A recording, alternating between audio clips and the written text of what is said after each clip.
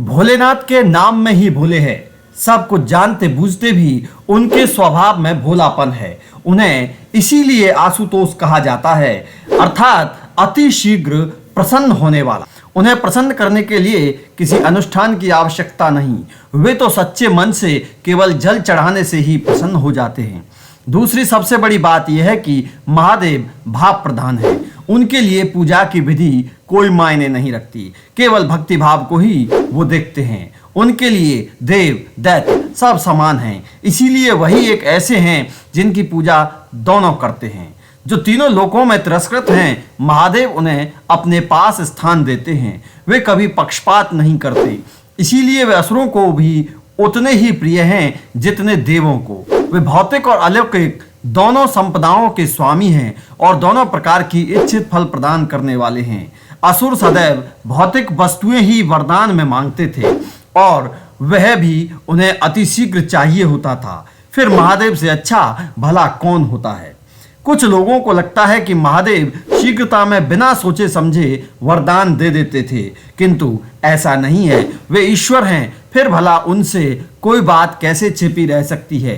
इनके वरदान के बाद घटने वाली घटना ही तो श्री हरि को अवतार लेने के लिए विवश करती है। ब्रह्मदेव तो परम पिता ही हैं, सारी सृष्टि उन्हीं से उत्पन्न हुई है। देव दैत्य दोनों उन्हीं की संतानें हैं। महादेव की भांति वे भी दोनों ओर से पूज्य हैं। उन्हें प्रसन्न करना महादेव इतना सरल नहीं तो श्री हरि के इतना कठिन भी नहीं है।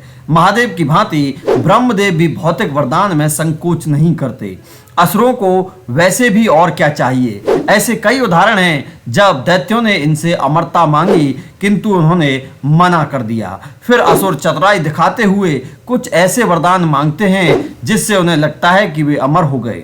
वरदान प्राप्त करने पर वे ब्रह्मदेव की नासमझी पर कदाचित हंसते भी होंगे, पर वे ब्रह्मदेव हैं जिन्होंने सबको और सब कुछ रचा हो। उन्हें ही भला कोई मूर्ख कैसे बना सकता है।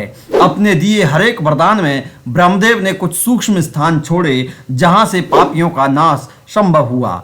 तो एक तरह से देखा जाए तो उन्होंने श्री हरि और महादेव का कार्य आसान कर दिया है। श्री हरि को प्रसन्न करना सबसे कठिन है।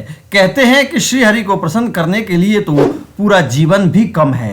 पहली बात तो असुर कभी इतनी लंबी प्रतीक्षा नहीं कर सकते, क्योंकि वे स्वभाव से ही आतुर होते थे। दूसरे ये कि महादेव की भांति नारायण भाव प्रधान नहीं है, बल्कि भक्ति प्रधान है। कोई उनका कितना सच्चा भक्त है ये उनके लिए महत्व रखता है, और जो कोई भी सच्चा भक्त होता है वो वरदान में ऐसी कोई चीज नहीं मांगता जिससे उसके इष्ट को समस्या हो। इसीलिए हमने देखा है कि श्री हरि के सच्चे भक्त केवल उनसे भक्ति की मांग करते हैं, किंतु भक्ति एक ऐसी चीज है जो असुरों में तो दुर्लभ ही है। सबसे बड़ी बात यह है कि भगवान विष्णु भौतिक वस्तुओं को प्रदान करने में संकोची हैं। यही कारण है कि उनके भक्त उनसे अटल भक्ति का मोक्ष वरदान चाहते हैं, किंतु असुरों को तो भौतिक वस्तुओं जैसे धन, राज्य, ऐश्वर्य, सुरा, सुंदरी इत्यादि के अतिरिक्त कुछ और सूझता नहीं जो उन्हें श्री हरि के पास मिलने वाला नहीं। फिर भला वे उनकी तपस्या क्यों करेंगे। यही कारण है कि असुरों में जो सात्विक होते हैं वो श्री हरि की आराधना करते हैं, जैसे प्रहलाद, बलि, विभीषण इत्यादि। इसके अतिरिक्त त्रिदेवों का अवतार लेना भी एक बड़ा कारण है। ब्रह्मा जी अधिक अवतार नहीं लेते। भगवान शिव के अवतार देवों और असुरों दोनों को सन्मार्ग पर लाने वाले होते हैं, किंतु नारायण के अवतार मूलतः असुरों के नाश के लिए लिए जाते हैं। यही कारण है कि असुर उन्हें अपना शत्रु मानते हैं और उनकी तपस्या नहीं करते हैं। दोस्तों, यदि इस विषय से जुड़ा आपके पास कोई अच्छा सा जवाब है तो हमें कमेंट करके जरूर बताएं, और ऐसी ही वीडियो प्राप्त करने के लिए हमारे चैनल को सब्सक्राइब अवश्य कर दें। वीडियो को लाइक करना ना भूलें।